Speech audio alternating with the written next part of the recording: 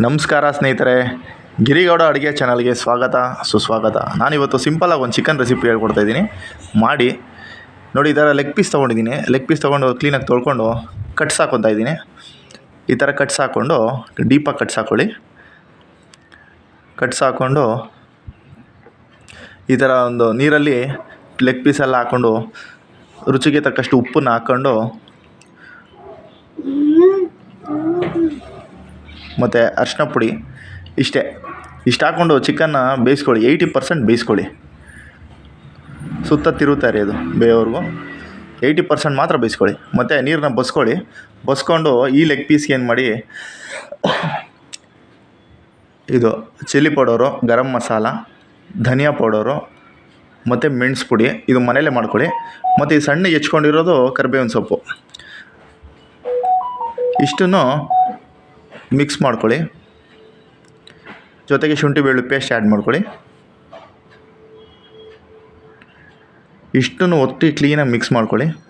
Consistency ನೋಡ್ಕೊಳ್ಳಿ. ಸಾಕಾಗಿಲ್ಲ ಅಂದರೆ ಸ್ವಲ್ಪ ನೀರು ಬೇಕಾದ್ರೆ ಹಾಕೊಳ್ಳಿ, ಇಲ್ಲ ಎಣ್ಣೆನಾದರೂ ಹಾಕೋಬೋದು. ಇಷ್ಟು ಮಾಡ್ಕೊಳ್ಳಿ. ಕ್ಲೀನಾಗಿ ಮಿಕ್ಸ್ ಮಾಡಿಕೊಂಡು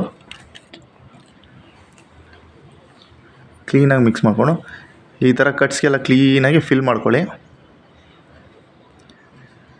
ಕ್ಲೀನಾಗಿ ಈ ಥರ ಮ್ಯಾರಿನೇಟ್ ಮಾಡ್ಕೊಂಡು ಕ್ಲೀನಾಗಿ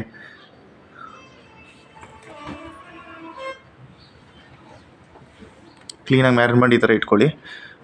ಆಮೇಲೆ ಪಕ್ಕದಲ್ಲೇ ಹಂಚಿಟ್ಕೊಂಡು ಸ್ಟವ್ ಮೇಲೆ ಎಣ್ಣೆ ಸಾವರಿ ಕ್ಲೀನಾಗಿ ಸುತ್ತ ಇಟ್ಕೊಳ್ಳಿ. ಅಷ್ಟರಲ್ಲಿ ಹಂಚು ಕಾದಿರುತ್ತೆ. ಒಂದೊಂದೇ ಲೆಗ್ ಪೀಸನ್ನು ಹೆಂಚು ಮೇಲೆ ಹಾಕ್ಕೊಳ್ಳಿ.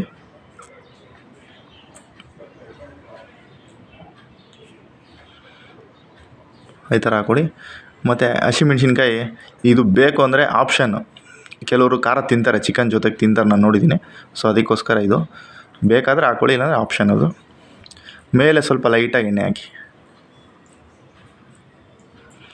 ಚಿಕನ್ ನೀರಲ್ಲಿ ಬೇಯಿಸೋದ್ರಿಂದ ಆ ಬೋನೆಲ್ಲ ಕ್ಲೀನಾಗಿ ಬೆಂದಿರುತ್ತೆ, ಕ್ಲೀನಾಗಿ ತಿನ್ಬೋದು.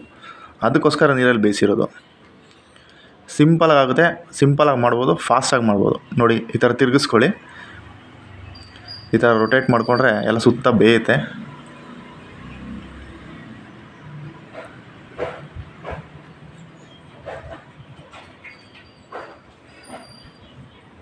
ಕ್ಲೀನಾಗಿ ಬೇಯುತ್ತೆ. ಈ ಥರ ಬೆಂದಾದ್ಮೇಲೆ ಹಸಿಮೆಣ್ಸಿನ್ಕಾಯಿ ಎತ್ತಿಟ್ಕೊಂಡು ಜಾಸ್ತಿ ಸೀದೋಗ್ಬಿಡುತ್ತಿಲ್ಲ ಅಂದರೆ ಚಿಕನ್ ಅದೇ ಥರ ತಿರುಗಿಸ್ಕೊಳ್ಳಿ. ನೋಡಿ ಈಗ ಎಷ್ಟು ಚೆನ್ನಾಗಿ ಬೆಂದಿದೆ. ಅದು ಸೀದಿರೋದಲ್ಲ, ಕ್ಲೀನಾಗಿ ಬೆಂದಿರುತ್ತದು. ನೋಡೋಕೆ ನಿಮ್ಗೆ ಹಂಗೆ ಅನಿಸುತ್ತೆ.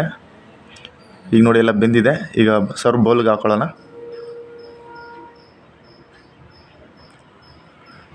ನೋಡಿದ್ರೆ ತಿನ್ನಬೇಕು ಅನಿಸ್ತಾಯಿದೆ. ಈಗ ಅದು ಹಸಿಮೆಣ್ಸಿನ್ಕಾಯಿ ಇದು ಮಾಡ್ಕೊಂಡಿದ್ದೆನಲ್ಲ, ಅದನ್ನು ಹಂಗೆ ಗಾರ್ನಿಷಿಂಗ್ ಮಾಡ್ಕೊಳ್ಳೋಣ. ನೋಡಿ ಫ್ರೆಂಡ್ಸ್, ರೆಡಿ ಆಯಿತು. ಈಗ ನಿಂಬೆಹಣ್ಣು ಮೇಲೆ ನಿಂಬೆಹಣ್ಣು ಹಾಕ್ಕೊಂಡು ಬ್ಯಾಟಿಂಗ್ ಶುರು ಮಾಡಿ. ಭಾಳ ಚೆನ್ನಾಗಿದೆ, ಒಳ್ಳೆ ಟೇಸ್ಟಾಗಿರುತ್ತೆ. ಮಾಡ್ಕೊಳ್ಳಿ, ತಿನ್ಕೊಳ್ಳಿ, ಎಂಜಾಯ್ ಮಾಡಿ. ಸಬ್ಸ್ಕ್ರೈಬ್ ಆಗೋದು ಮರಿಬೇಡಿ, ಲೈಕ್ ಕೊಡೋದು ಮರಿಬೇಡಿ. ಥ್ಯಾಂಕ್ ಯು ಸ್ನೇಹಿತರೆ.